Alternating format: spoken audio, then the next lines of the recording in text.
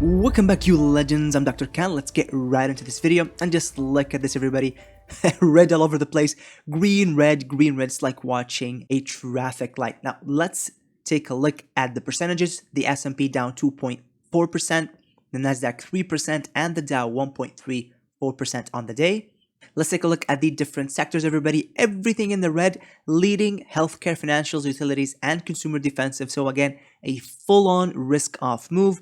Remember, guys, defensives, utilities, and healthcare are defensive sectors. And so when they're outperforming the market, it indicates a risk-off move. What a risk-off move means, everybody, is that market participants are bearish and they're moving funds from risky assets into safer assets. And so that's called a risk-off move, taking risk off the table. Now let's take a look at the weekly performance, everybody. And again, defensives, healthcare, financials, because they did really well with earnings Friday. And so they ended up doing pretty well for the week. And then industrials, real estate, and energy. Lagging again, cyclicals, tech, and basic materials. The risk-on sectors were lagging. Now let's take a look at the daily chart for the S&P 500, everybody. And we had a pretty big red day today, but I want to point out a few things. First thing is, guys, we retraced back the 5-day moving average, which is a very common retracement level after such a violent and fast move to the upside that we've seen Thursday. In addition to that, everybody, if we simply take a Fibonacci retracement channel and we draw it from the top to the bottom of Thursday's candle, look at this, retraced back to the 50% retracement level, the most common retracement level in an uptrend. And so despite the selling, despite the fear, despite the red, everybody, the sell-off on Thursday is still perfectly within the parameters of an uptrend. In fact, as long as we don't take out the low of Thursday, which was $349, as long as we don't close below that, this will remain the low, at least in the short term, going into the end of the month, at which I expect more selling to come. Now, before we get into the forecast for the rest of the month, I do want to point out a few significant things on the chart, everybody. First things, guys, we had the 50% retracement level, which is again perfectly within the parameters of a new uptrend. The second thing that I want to point out is this. We have a very obvious bullish divergence on the daily chart where the S&P 500 made a new low and the PPO has made a higher low. This is a bullish divergence indicating that a relief rally is right around the corner. That's number one. Number two, everybody, I just want to show you what previous bottoms in the stock market looked like. Let's take a look at the May bottom, everybody. Look at this. We had this sell-off. I marked it from the top to the bottom. And just look at this, everybody. Just a couple of days later, the market retraced all the way back to the 38% retracement level. Let's take a look at the prior bottom, everybody, the March bottom. And in this case, the market retraced back all the way to the 23% retracement level, right? We had this bottom, we rallied, we chopped around, and then we retraced and rallied again. Now, this is a typical bottoming formation, right? It's a spike and a cup. It's a very typical bottoming formation. We get the spike, we get the massive selling, the market tries to retest, and then it just fails to find follow through to the downside. The momentum to the downside continues to slow down and the market rebounds. This is a very common topping formation as well, where we get a spike, the market tries to retest that high, momentum slows down significantly, and then we move back down. In fact, this was the exact topping formation that we've seen on oil. Here it is, everybody. This is the chart for oil. We had a spike, we went down, and then we had another attempt, right, with a cupping formation, a failure at the top, and then a sell-off. Now let's take a look at the January bottom, everybody. Right here, from the top to the bottom, the market retraced the next day. The next day, we retraced back all the way to the 38% retracement level. We hit it once, and then we hit it. We got really close to hitting it twice, and then we hit it a fourth time before rallying. So this is very common, everybody. This does not in any way invalidate the bottom. The sell-off does not in any way invalidate this as a bottom. This is just a very typical retracement after a massive move to the upside. And so do not be surprised to see choppy trading right? Especially as the VIX remains elevated. So right off the bat, we established two things. Number one, we have a bullish divergence on the PPO and on the price action. And number two, we established that this sell-off, despite looking pretty scary, it actually does not invalidate this bottom at all. It's very common. It happened in every single bottom we've seen this year. In fact, let's even take a look at the June bottom, everybody. Let's draw out a retracement line over here and just look at this, everybody. From the top to the bottom, we hit the 50 and we hit the 38 retracement level, and we got even really close to hitting the 23 retracement level multiple times. So this is pretty common, everybody. But if you look at the internals, things like momentum, things like the VIX, things like yields and the dollar, they're all pointing towards a bottom, a tradable bottom in the stock market. Now let's jump into the weekly chart for the SPX, the S&P 500 index, not the ETF, the index. And I want to point out something very critical. We sold off all the way down to the 50% retracement level to the top of this consolidation zone. And then we rallied like there was no tomorrow. We had a pullback Friday. Yes, we did. But this is still very significant, everybody, because we had that touch and then an impulsive move with massive volume. Now, notice the volume, everybody. The red day had lower volume than the green day. When was the last time you've seen that? Now, throughout this sell-off, everybody, and let me just point out that throughout this sell-off, look at this. Red days, distribution days, distribution days, distribution day, many distribution days, all with higher volume than any of the prior green days. This was the first time, everybody, where the green volume, the volume to the upside, was significantly higher than the volume to the downside. Again, indicating a change of trend. Now again, guys, if you notice, I drew out this green line in the last video, and notice where I drew it out. I drew it from the middle of the green candle, not at the top, because really, realistically speaking, everybody, the market will not just rally to the upside every single day after putting a bottom. We're not living in a cartoon world, everybody. The market will have pullbacks. They're healthy. They allow the bears to exit and the bulls to enter. These pullbacks are very healthy because it allows all of the trapped supply on both the long side and the short side to close out positions, resetting all of those positions and preparing us for the next move. So we have volume indicating more upside. We have momentum showing bullish divergences. In addition to that, despite this being a massive red day, look at the histogram on the PPO. It still printed a green day, and the PPO is still trading with the fast moving average above the slow moving average, again indicating a rebound is on the way. And if you notice also, guys, look at this. Look at how similar this structure looks to the bottom back here in May, right? The PPO spiked, then it double dipped and then rallied. We had a spike, we had a dip, and we are now at the beginnings of a relief rally. This whole structure looks eerily similar to this structure: a bottom, a rally, a lower low, and a rally, a bottom, a rally, a lower low, and then a rally. These double bottom formations, everybody, are very strong technical structures, and bears and shorts will be very hesitant to open positions at these levels. It will make way more sense for them to allow this double bottom to play out and then to attempt to short again at these high levels for a significantly better risk reward. Now, on the weekly Fibonacci retracement levels, I do want to point out something also very obvious, and it's this. Now, notice, everybody, the market topped in January. It sold off all the way to the 23% Fibonacci retracement level. It rallied to the 20-week moving average. It sold off again to the 38% retracement level. It rallied, and then it sold again to the same 38% retracement level, and then it had this massive summer rally, and we have now sold back all the way down to the 50% retracement level. So what's my point? Well, my point is, guys, in every leg of the selling, we haven't seen the market take out two retracement levels in the same sell-off wave, in the same Elliott wave, whatever you want to call it. The market sells off to one retracement level, then attempts a rally. Then it sells off to the next retracement level, it attempts a rally. then it sells off to the next retracement level, and just look at this massive sell-off, guys. Since August till now, we had nearly a 20% sell-off on the S&P, and we still have a bullish divergence on the weekly chart, right?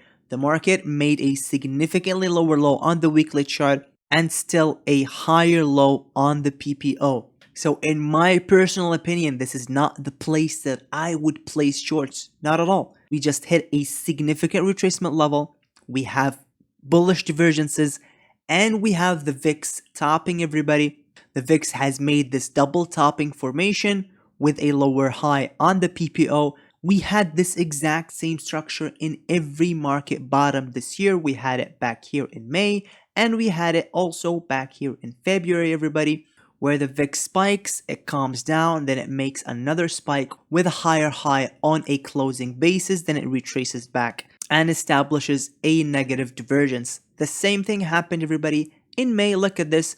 On a closing basis, the VIX made a higher high right here and a lower high on the PPO, establishing a double top, and then it cooled off and the market rallied. In fact, let's take a look at the S&P 500 to show you guys what happened at each time we've seen a double top in the VIX. We had one here, right? A double top, the market rallied. Another one, a double top, the market rallied. And in the June low, everybody, the VIX actually made a lower high, again strengthening this divergence, and then the market had a massive rally. In this case, we had a high here and a higher high right here with a lower high on the PPO with a double bottom on the SPY. And so it is perfectly reasonable to expect the market to see a relief rally.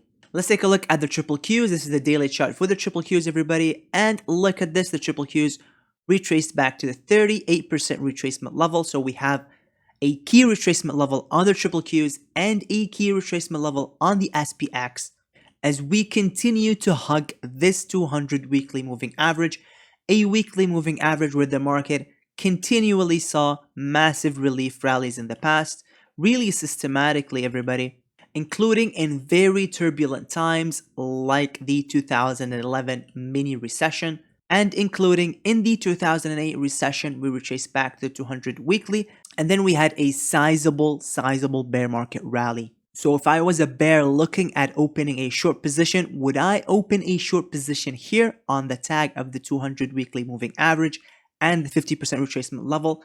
Absolutely not. It makes no sense. I would rather wait for a bounce and then open shorts at the top of this relief rally as it fails, as it forms a head and shoulders formation. At that point, the risk reward would be significantly superior to this point that we are in right now. Now guys, if you've been following this channel for long enough, you will know that I've been calling for a sell-off all the way down to 3,500 for a very long time. In fact, since May.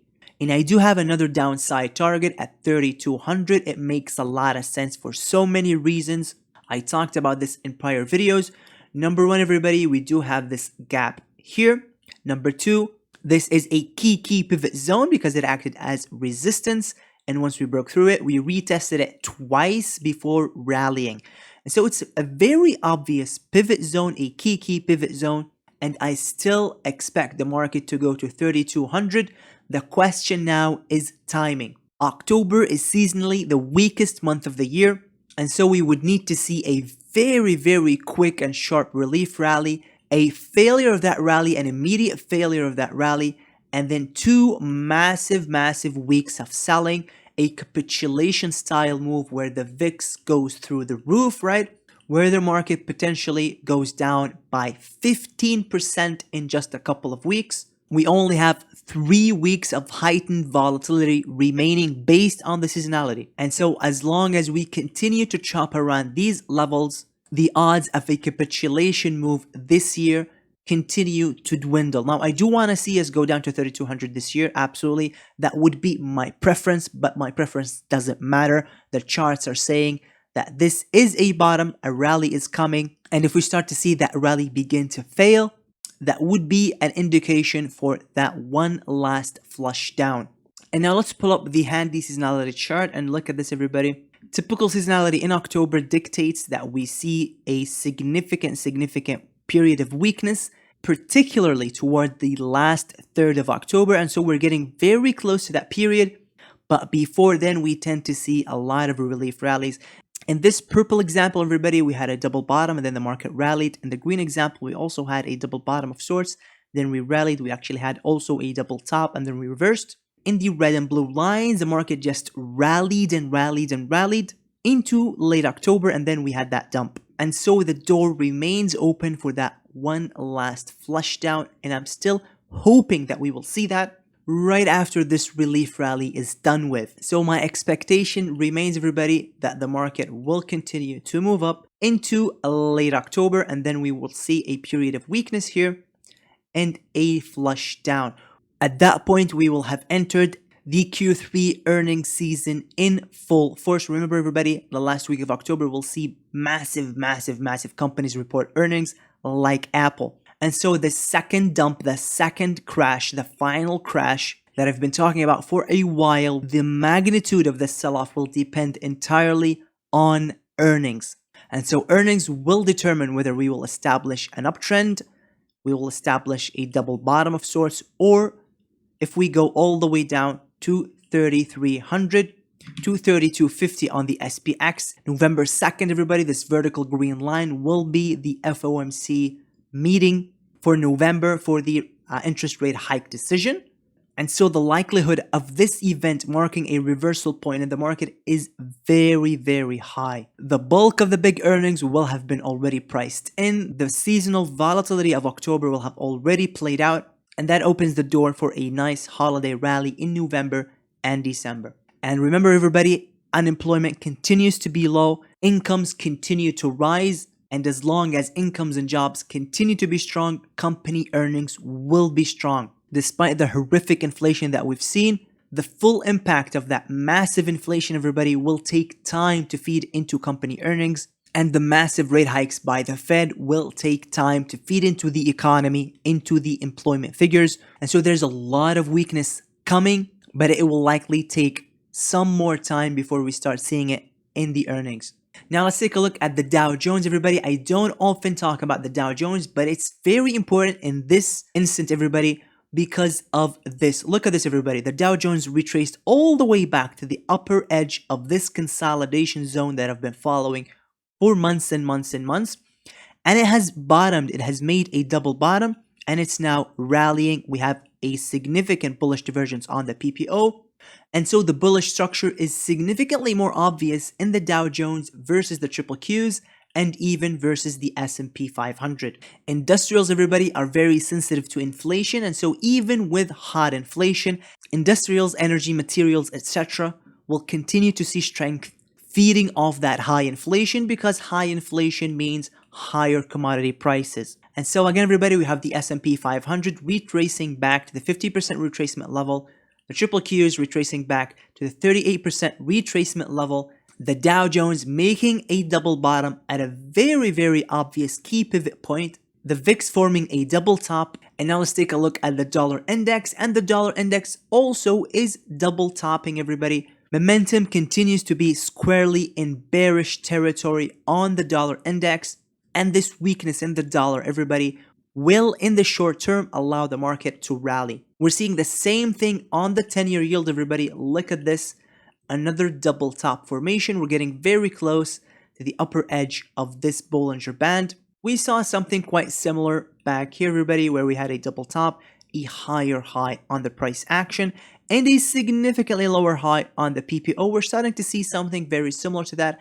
a higher high on the price action and a lower high on the PPO, a typical topping formation for yields, and it's happening at a very logical level at 4%. So again, everybody, we have yields topping, the dollar topping, the VIX topping, the Dow forming a double bottom, the S&P 500 forming a double bottom, after retracing back to the 50% retracement level, a key retracement level, as it continues to hug the 200 weekly moving average, and as the triple Qs retrace back to the 38% retracement level. Now, all of these technicals, everybody, are bullish for the short term. And now let's take a look at one of our favorite charts, the smart money, the HYG, the high yield bonds. Smart money up top, everybody, and dumb money down below. The S&P 500 is down below. These green circles, everyone, mark bullish divergences, and they marked significant bottoms in the stock market this year, including the June bottom, including this little bottom that we saw earlier this month. And we continue to form bullish divergences. We had another bullish divergence right here. And then we had this massive green day. And the divergence continues to build, everybody. Look at this. If we simply connect the price action based on a closing basis, the S&P 500 closed below the close on October 10th. And the high yield bonds made a higher low on a closing basis versus October 10th. So the bullish divergence continues, again indicating a relief rally is coming. And notice how much shallower this pullback was for the smart money.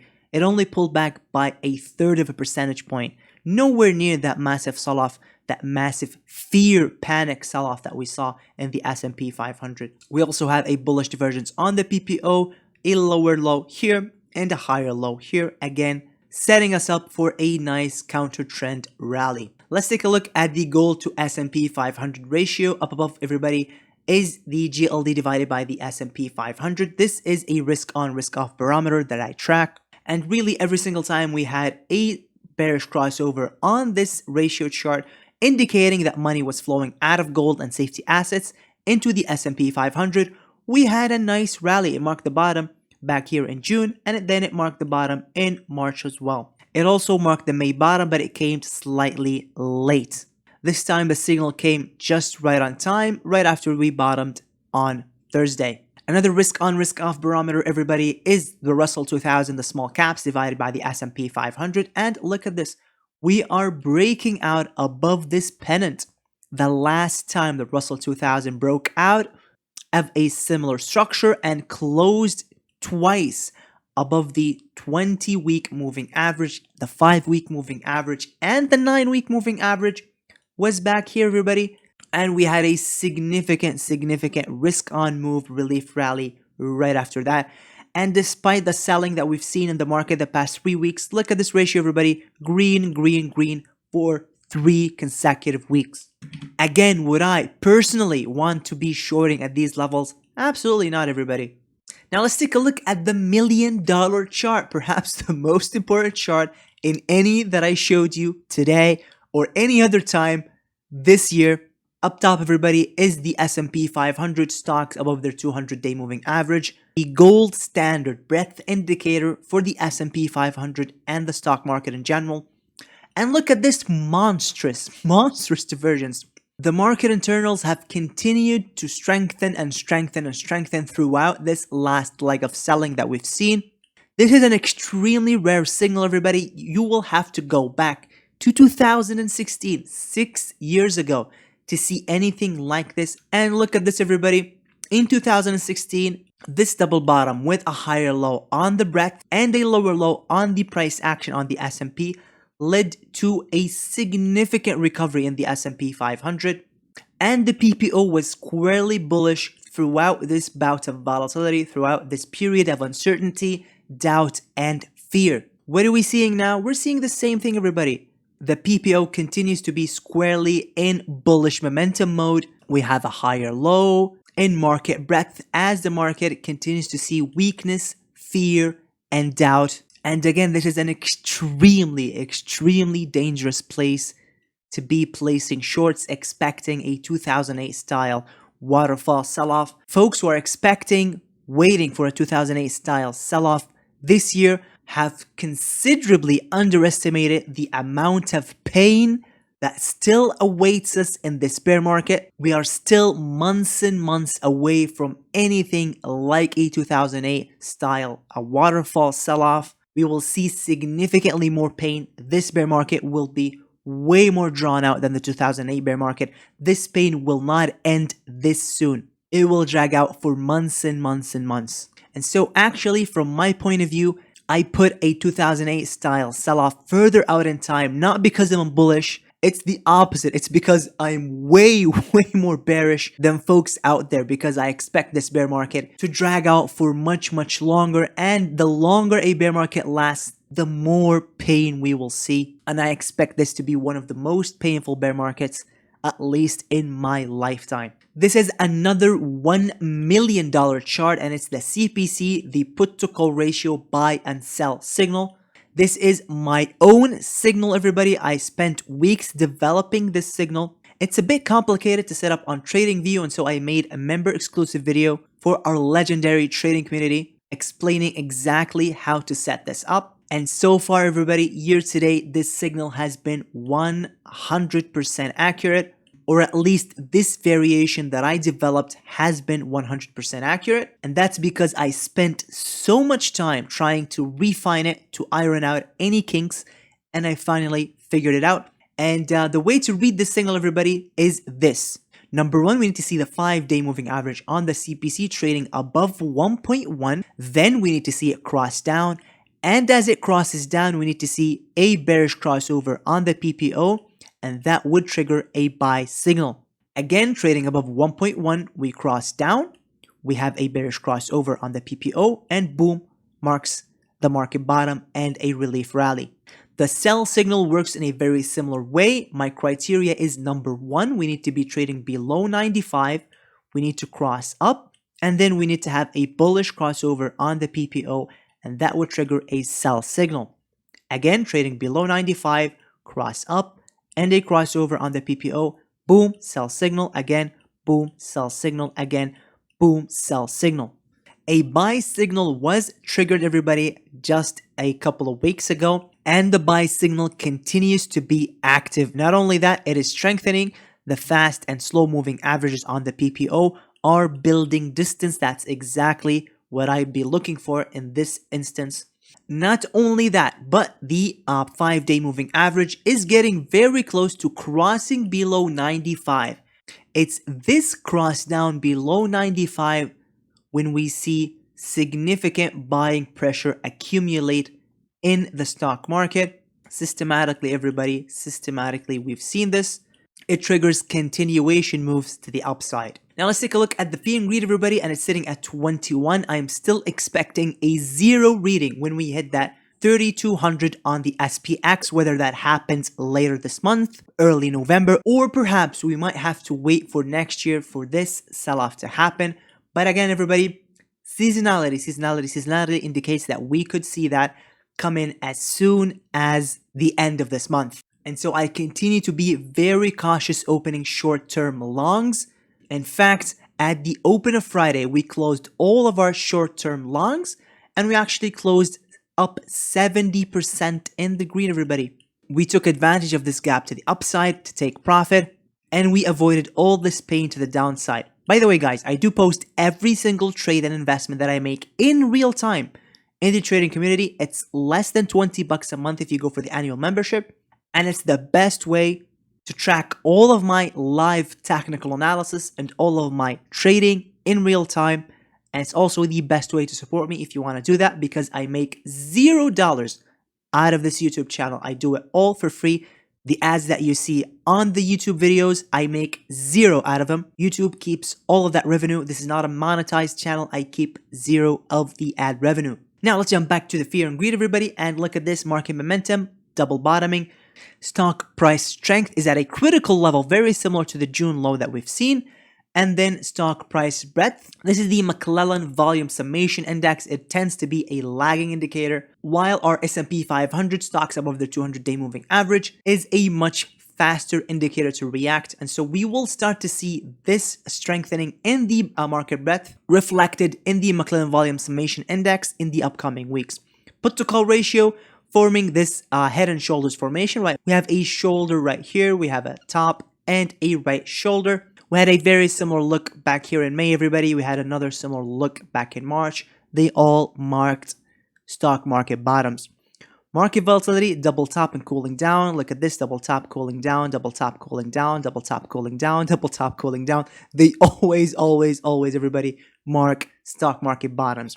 Not the bottom, not the end of the bear market by any means. Next year is going to be so much worse, but a tradable market bottom. Safe haven demand is actually declining. Stocks are beginning to slowly outperform bonds. Junk bond demand is now growing. The yield spread is slowly shrinking. We have this head and shoulders formation for the yield spread. And as the yield spread shrinks, junk bond demand accelerates. And so risk taking in the market accelerates.